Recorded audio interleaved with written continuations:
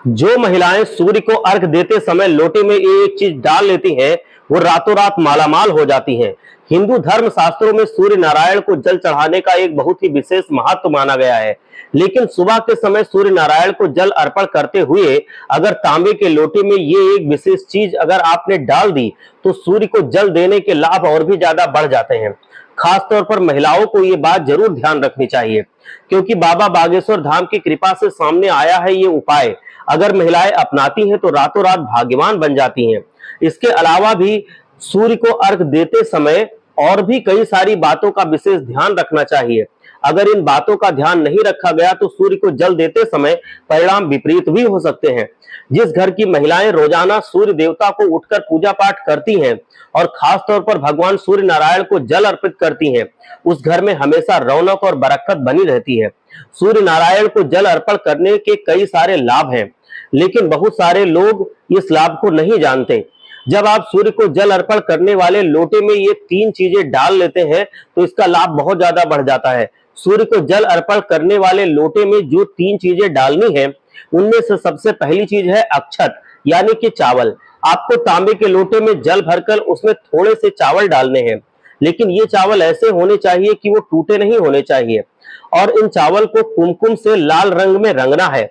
उसके बाद ही आप इसे तांबे के लोटे में डाल सकते हैं।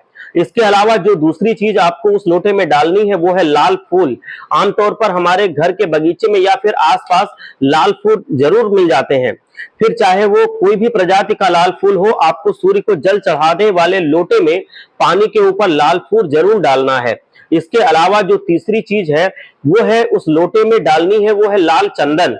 लाल चंदन वैसे तो आसानी से आपको कहीं पर नहीं मिलेगा, पर ये कुछ खास जगहों पर ही मिलता है। लेकिन अगर आप पूजा सामग्री वाली दुकान पर इसे खरीदने के लिए जाएंगे तो आपको ये जरूर मिल जाएगा। इस लाल चंदन को थोड़ा सा पत्थर पर घिसकर उसका लेप आपको लोटे में लगाना है। उसके बाद आप सूर्य देवता को जल चढ़ा सकते हैं। ये तीनों चीजों को हिंदू धर्म शास्त्रों में काफी पवित्र माना गया है। अगर आप सूर्य को जल देते समय अपने तांबे के लोटे में इन तीनों चीजों को डालकर सूर्य को जल देते हैं, तो आपके घर में लगातार सकारात्मक ऊर्जा बनी रहती है। घर में किसी भी सदस्य को कोई बीमारी नहीं लगती।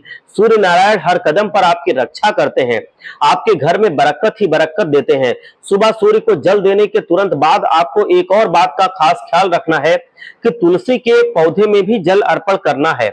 सूर्य को जल देने के तुरंत बाद तुलसी के पौधे की पूजा करनी चाहिए। वहां पर एक दीपक जलाएं, उसके बाद तुलसी के पौधे में जल अर्पण करके उसकी प्रतीक्षा करें। ऐसा करते समय आप अपने मन में प्रार्थना करें कि आपके साथ कुछ भी बुरा ना हो। भगवान सूर्य नारायण और तुलसी के पौधे को जल देने वाले किसी भी इंसान की जिंदगी में कोई दिक्कत कभी नहीं आती है। उनकी सारी परेशानियां दूर हो जाती हैं। ऐसे लोग हमेशा धनवान, संपत्ति से भरपूर रहते हैं। लोगों को कभी भी आर्थिक परेशानी का सामना नहीं करना पड़ता।